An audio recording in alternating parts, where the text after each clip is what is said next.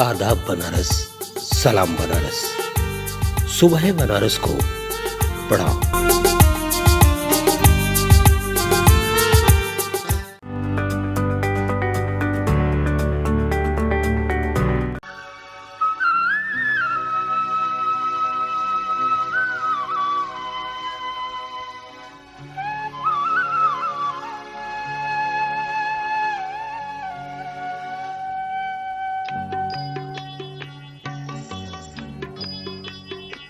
इतनी शक्ति हमें देना दाता, मन का विश्वास कमजोर होना। सुधीजनों, इस संपूर्ण सृष्टि में दो ही संस्कृति के लोग निवास करते हैं। पहला, जिसे हम देनदार संस्कृति कहते हैं, और दूसरा जिसे हम लेनदार संस्कृति कहते हैं।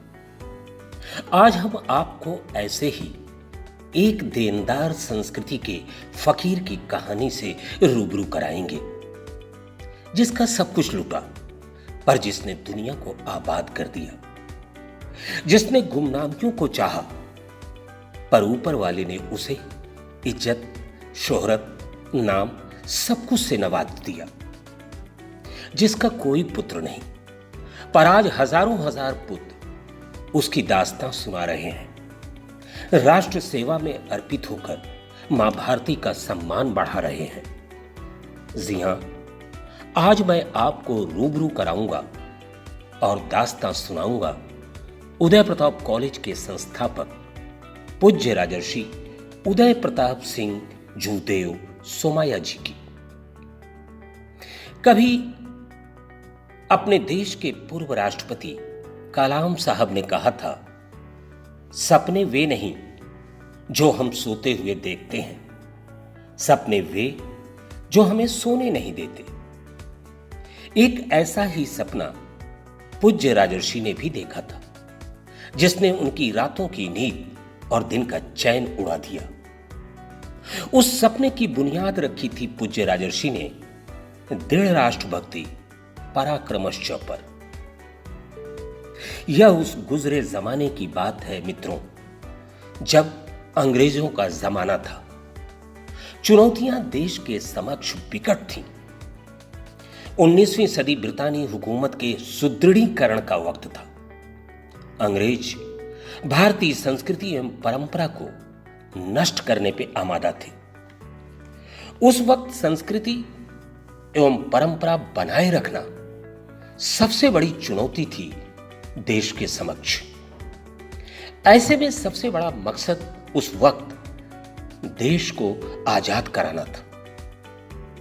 तभी अंधकार में प्रकाश की किरण दिखी, जहां एक तरफ महात्मा गांधी, जवाहरलाल नेहरू, वल्लभ भाई पटेल जंगे आजादी की लड़ाई लड़ रहे थे, वहीं एक तरफ दूसरा तबका भी था, जिसका मानना था दिल दिया है जान भी देंगे ऐ वतन तेरे लिए। इसमें शामिल थे नेताजी सुभाष चंद्र बोस, चंद्रशेखर आजाद एवं भगत सिंह सरीखे सर पे कफन बांधे हुए तमाम नौजवान। लेकिन सवाल अपनी जगह अब भी बादस्तूर जिंदा था कि हमारी संस्कृति एवं परंपरा बचेगी या नहीं बचेगी। इस चुनौती को स्वीकार किया इलाहाबाद के पंडित मदन मोहन मालवीय ने एवं भिनगा स्थित बहराइच के पूज्य राजर्षि उदय प्रताप सिंह जूदेव सोमाया जी ने। पूज्य राजर्षि उदय प्रताप सिंह जूदेव सोमाया जी का जन्म 3 सितंबर 1850 को हुआ था। आप उत्तर प्रदेश के बहराइच स्थित भिनगा राज्य के नरेश थे। सुधीजनों, कहते हैं कि पीड़ा की कोख से इस विद्यालय का जन्म हुआ था। 1907 में छोटे पुत्र महेंद्र विक्रम सिंह का देहांत हो गया।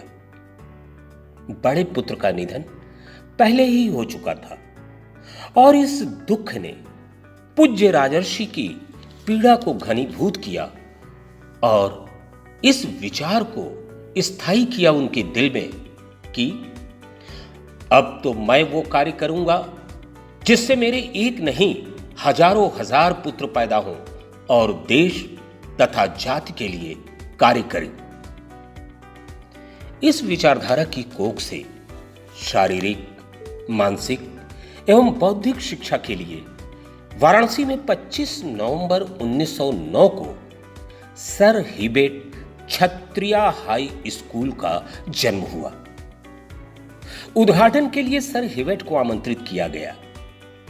सर हिबेट तत्कालीन काशी प्रांत के गवर्नर थे। उन्हीं के नाम पे विद्यालय का नामकरण हुआ। शिलान्यास के अवसर पर पूज्य राजर्षि उपस्थित नहीं हुए। देनदार संस्कृति की सबसे दिलचस्प बात तो यह रही कि पूज्य राजर्षि उदय प्रताप सिंह जूदेव सुमाया जी ने इस विद्यालय से अपना नाम भी नहीं जोड़ा। विद्यालय एंडोमेंट चैरिटेबल ट्रस्ट एक्ट के अधीन गठित किया गया। राजा साहब ने 10 लाख और रानी साहिबा ने 8.5 लाख रुपए उस वक्त विद्यालय को दिया। 18.5 लाख की यह कुल रकम आज भी विद्यालय के संचित कोष में जमा है। राजर्षि जी ने इस एंडोमेंट चैरिटेबल ट्रस्ट एक्ट के अधीन एक बंदिश भी लगाई थी कि इस 18.5 लाख रुपए को विद्यालय प्रबंधन तभी खर्च करेगा जब यह विद्यालय इस जीर्ण शीर्ण अवस्था में पहुंच जाए कि इसका संचालन संभव न हो। थोड़ा विचार करें सुधीजनों, जिस चुनौती को राजर्षि ने स्वीकार किया, क्या वह वक्त की कसौटी पे खरा उतरा? आप खुद निर्णय कीजिए। यदि कोई परंपरा और संस्कृति 112 साल की समयावधि पूर्ण करने के बावजूद अपनी पूरी शिद्दत के साथ जिंदा हो तो उसे हम क्या कहेंगे? आइए 112 साल पूर्व परंपराओं की कुछ झलक हम आपको वर्तमान में दिखाते हैं।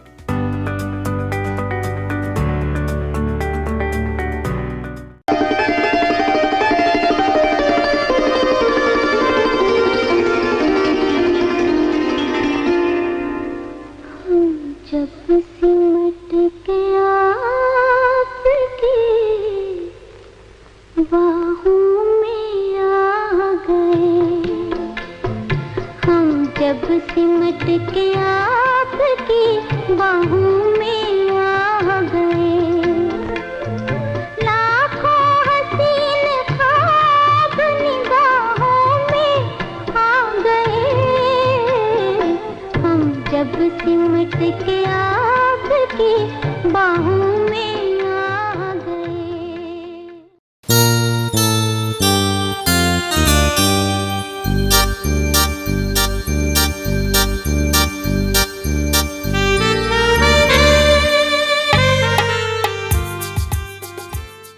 आदाब बनारस, सलाम बनारस, सुबह बनारस को पढ़ाओ।